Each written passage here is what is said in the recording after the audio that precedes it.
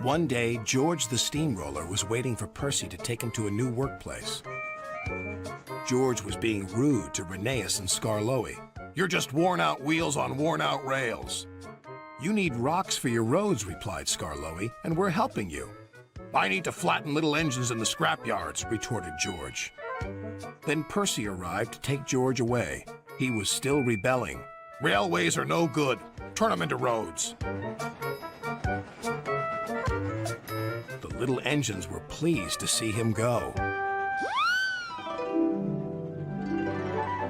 George grumbled all the way to the old branch line. He was going to turn it into a road. When they arrived, George was rude again. "Bumpy ride on rotten rails. I'm glad it's over."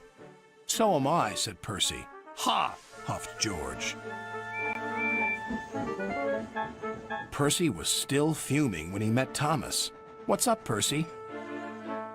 "It's George. He makes me feel down." "Just ignore him," puffed Thomas.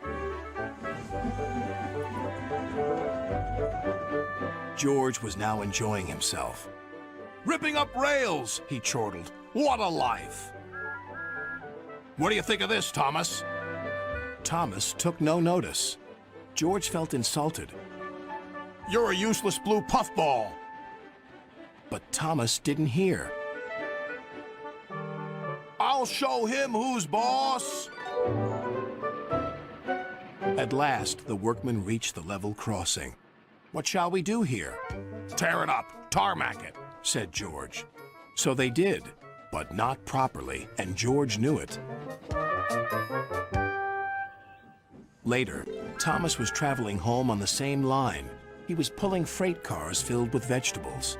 The signalman had forgotten to warn his driver about the crossing. "That's nice. We don't need to stop," said Thomas happily. "Yes, we do," called his driver.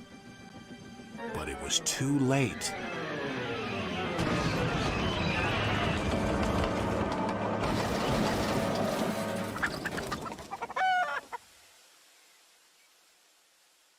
Next day, Percy told Gordon all about George. "Huh!" snorted Gordon. "You're just a small engine. That's why he's rude to you. He wouldn't dare cause me any trouble." George had been taken to some yards to work. Duck arrived with a train of empty freight cars. George was blocking his way, and a car was stuck on the main line. "Let me through," demanded Duck. "You'll just have to wait," replied George. "There's no time to wait. I must clear my freight cars from the main line to let Gordon through." "Then he'll have to wait too," said George. Duck's driver went to complain to the station master, but the signalman had set the signal to allow Gordon to speed through. His passengers were singing his praises, and he was making express time. "I'm the greatest! Just watch me fly by!" He whistled long and loud as he approached the station. Suddenly, he saw a freight car on the line ahead. "Get out of my way!" But the freight car wouldn't move until Gordon forced it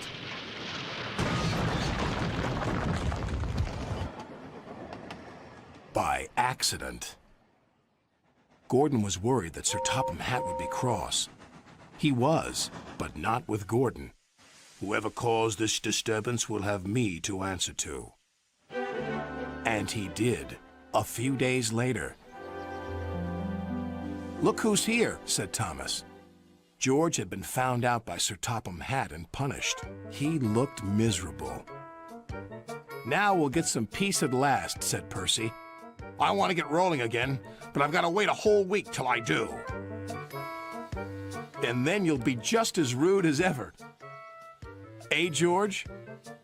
"I hope not. Don't you?"